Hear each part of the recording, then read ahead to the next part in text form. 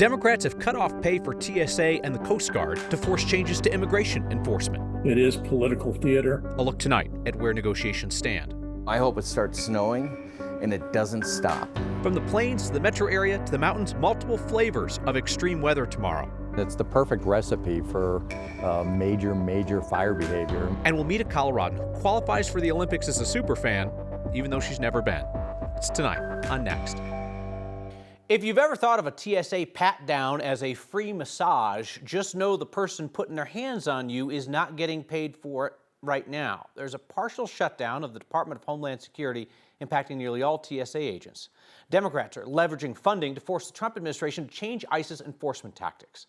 Our Angela McCall looks at where these negotiations stand. It's another government shutdown, this one impacting the Department of Homeland Security.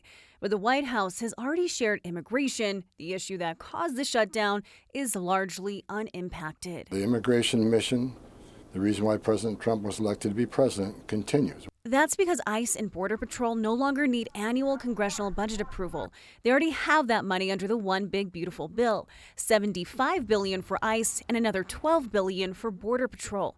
Senate Democrats want to negotiate immigration reforms like banning federal officers from wearing masks. This whole thing about shutting down DHS to prove a point, I think it's political theater, to be honest with you.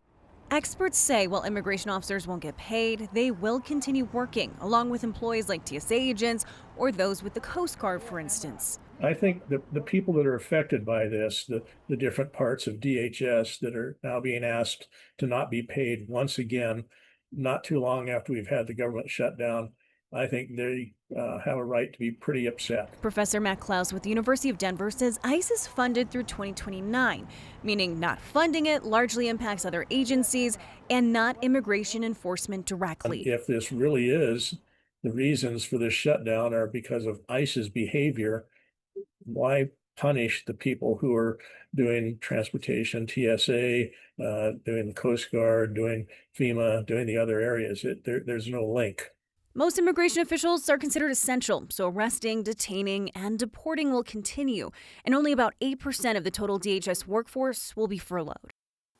Politico is warning that sources say this particular lapse in funding could suspend investigations, audits, and probes into DHS that are currently active. So like the reviews of using facial recognition or allegations about ICE using excessive force that they continue to review. So those could potentially be on pause right now. President Trump and his allies have expressly linked the idea of going into Democrat-led areas with more ICE enforcement, and they have the funding if they want to target Democrat-run cities now. Yeah, well, the One Big Beautiful Bill, what it did is, even though they're fighting about this funding, ultimately, if they wanted to continue and go into 5 other cities, as President Trump has previously suggested, they could continue to do that. It just would mean that their officers wouldn't get paid. But ultimately, the funding is there for them to go and do what they want until this government shutdown ends. And the people who will largely be impacted are, many of the employees we see every day, like TSA workers at the airport. Angeline, thank you. Tonight, we're continuing to look into claims made by the acting director of ICE when he was under oath before Congress last week. Claims that law enforcement in Colorado leaked word of a raid allowing gang members to escape. That claim doesn't match up with public reports around that time, and after we asked questions, ICE deleted the claim from its social media. And now we know the head of ICE's sworn statement to Congress is very different than what a Homeland Security officer told a judge about that raid. So Todd Lyons testified to Congress that an operation last February in Aurora failed because city officials leaked it. In a follow-up post, ICE specifically blamed local law enforcement for the leak. Here's the timeline. February last year, DHS got a warrant for a person in an apartment at 12th and Dallas. DHS returned the warrant to a judge. The officer explained, quote, warrant unexecuted due to the unit being permanently boarded up. No mention of that person being tipped off to leave. At the time of the operation, the city of Aurora was in a very public process of closing down all of the apartments at 12th and Dallas due to crime and poor living conditions.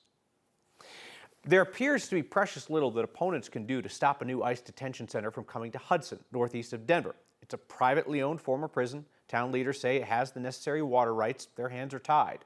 So now activists are trying to pressure the property owner. That prison is owned by Highlands REIT, a non-public real estate investment trust. Immigration advocates and faith leaders gathered outside an apartment building owned by the same company, asking the public to reach out to Highlands REIT with their concerns. We came here to let renters of this apartment complex know that the company that they pay their rent to is looking at making lots of money off of their cooperation and really business dealings with ICE. And so we simply want to let people know. Public pressure in other cities has led to some property owners backing away from arrangements to let ICE open up new detention facilities at private property.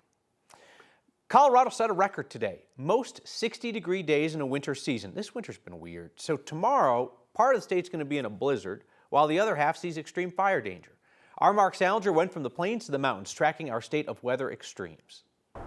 The weather in Colorado, as we all know who've been here more than a minute, changes rapidly. Change is coming. Absolutely. Never a dull moment. What that looks like depends on where you live. And it's the perfect recipe for major fire behavior. Well, I hope it starts snowing and it doesn't stop. It feels like a summer morning. On Colorado's eastern plains. Just record low humidity, record low fuel moisture. Patrick Conroy and the Strasburg Fire Department are preparing for extreme wind and fire danger on Tuesday. It's been the driest since I've been out here, and I've been out here 13 years now. Yeah, I've been here for a decade, for about 30 years. Haven't seen anything really like this. 70 miles up I-70. Everybody's concerned. Bart Gotham with Exit 240 Ski Shop isn't focused on fire. He hopes the blizzard warnings in the high country finally bring snow to Idaho Springs. People were coming back saying they were skiing in short sleeve shirts. I haven't worn my boots a lot this summer. I'm wearing flip-flops. It doesn't feel like February anywhere in Colorado. Yeah, and yesterday we were outside all day riding bikes. Tuesday will be different. Different here. I would love to see everything white.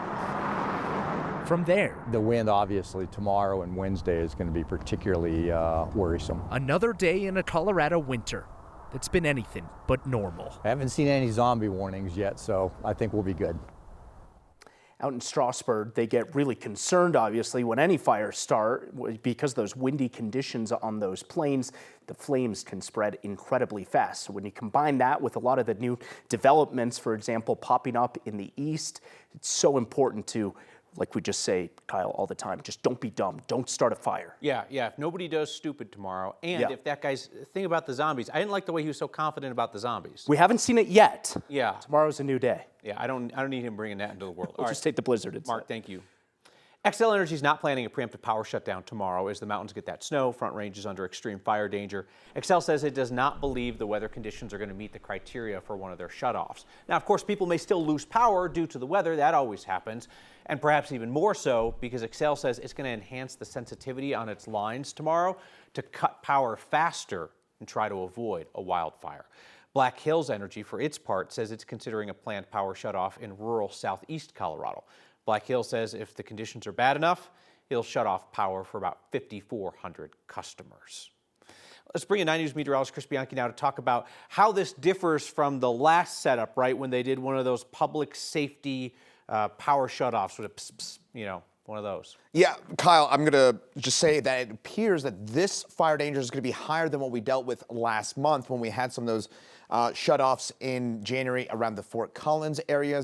But I will say this, that this is not, in general, as high of a fire danger as what we dealt with in mid-December. You might remember we were talking about that particularly dangerous situation, fire weather warning for the foothills when we're dealing with 100-plus mile-an-hour winds. There's not 100-plus mile-an-hour winds, but 60 to maybe even here in the Southeast Plains, some localized 80-mile-an-hour wind gusts. That's why Black Hill's talking about the Southeast Plains, about those 5,400 possible power shutoffs. Southeast Plains are going to have the worst of the wind tomorrow. That's why I suspect that they're talking about those fire shutoffs in that part of the state. High wind warning, Eastern Plains does not include Denver, but still in Denver, we're talking about 40 to 50 mile-an-hour peak gusts tomorrow. Then the Eastern Plains, 65 to maybe, again, Southeast Plains, long highway 50, 85 mile-an-hour winds possible. Tomorrow morning, those winds will pick up as we head through the morning hours, and those winds will be really whipping early tomorrow afternoon before those winds gradually back off tomorrow night.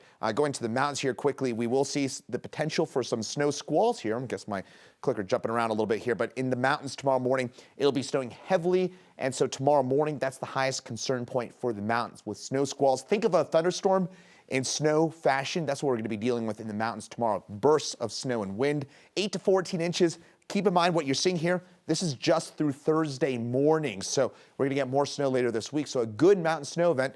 Maybe parts of the San Juan's getting 3 to 4 feet of snow before the week's over and done with. In Denver, though, if you're a Denver snow lover, womp womp. We get nothing here in town through this week. Temperatures cool down later in the week as well. Bianchi, thank you. Hey, next time your boss or your spouse is riding you for a lack of productivity, feel free to mention that you're helping to build a house this year.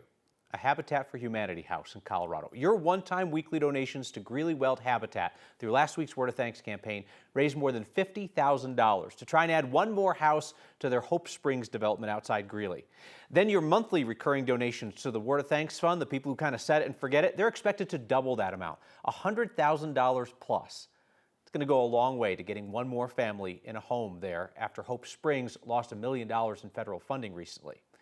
This is what you do every week. One $5 donation after another. You've raised $17 million for nonprofits across our state since 2020. So keep telling me about the nonprofits in Colorado that have made a difference for your neighbors. Email next@9news.com with your suggestions. You can always just text me. Text next 303-871-1491. Bipartisan push at the state capitol for tougher penalties on people convicted of child sex trafficking. And the Olympics are in Italy, though you could be forgiven for thinking they're local if you step into one woman's house in Denver. We'll meet her next.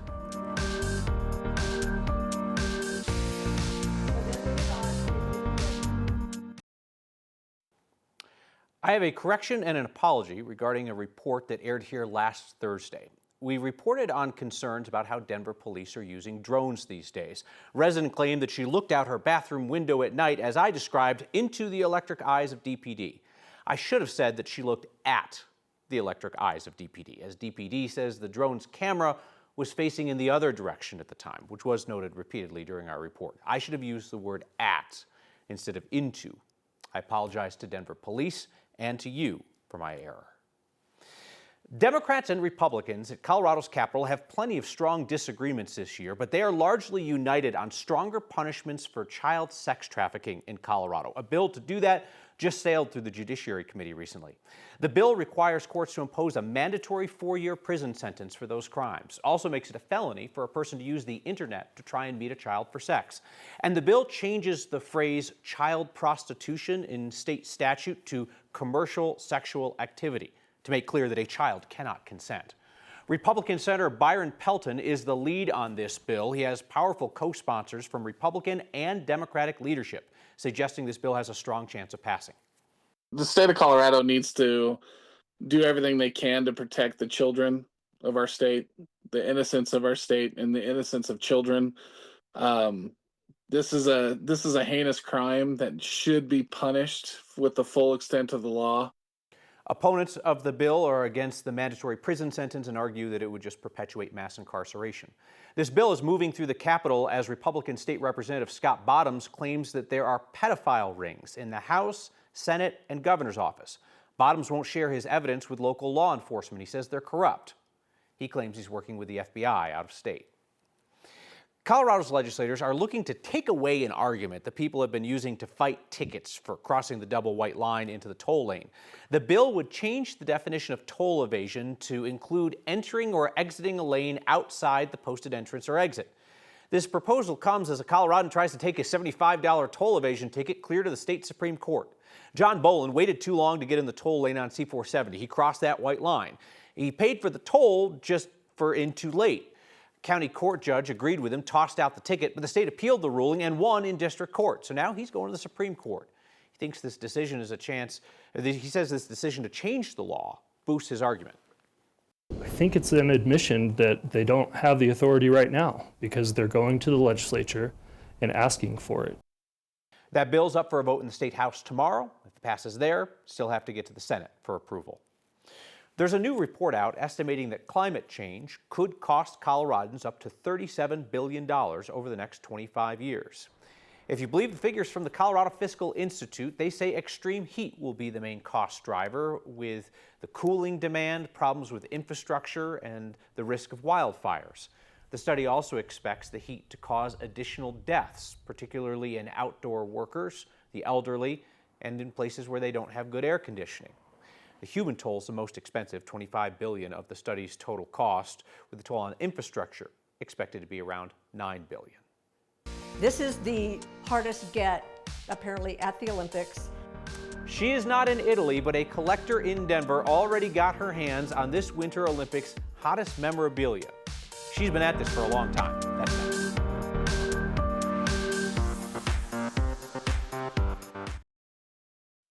There are fans of the Olympics, and then there are the super fans. We met one in Denver. I'm a fan of the Olympics. In just about every room, I love the Olympic spirit. on the shelves and on the walls, The idea of we're all on the same team. you can find Laura Daly's love for the Olympics. Sports is the great equalizer. So is having Tina, the mascot for this year's Winter Olympics, a source of pride among many. Mere mortals cannot get one.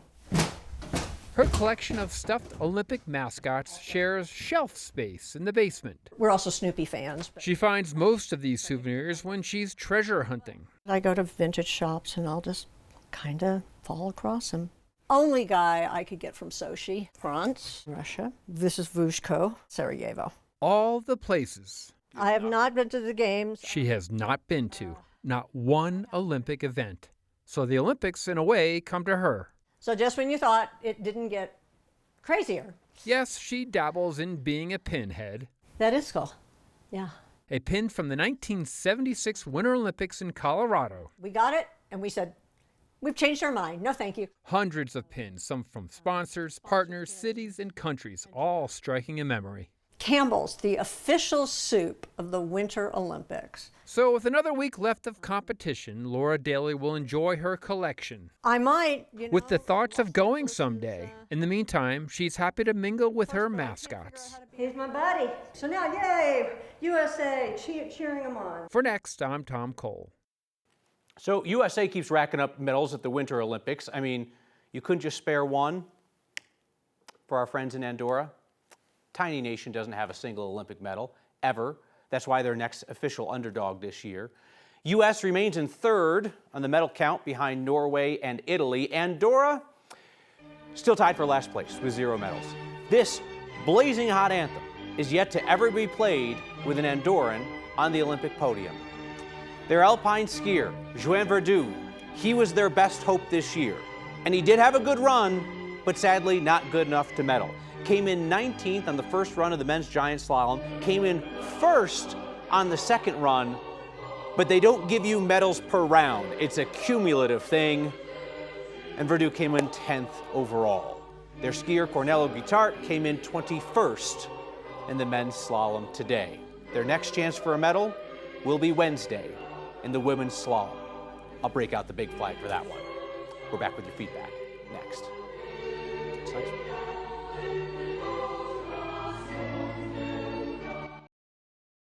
Text tonight, hey Kyle, rather than saying that the partial DHS shutdown is the Democrats' fault, how about saying Republicans refuse to accept a bipartisan bill? Our goal is always just clear language, right? You can think that the Democrats' tactic is smart or not smart, like it or not, but the fact is they caused the shutdown as a negotiating tactic. It just is what it is. Tom writes in about Word of Thanks raising $17 million, and he says, 17 million, holy crap. How do we know that isn't going into your personal bank account?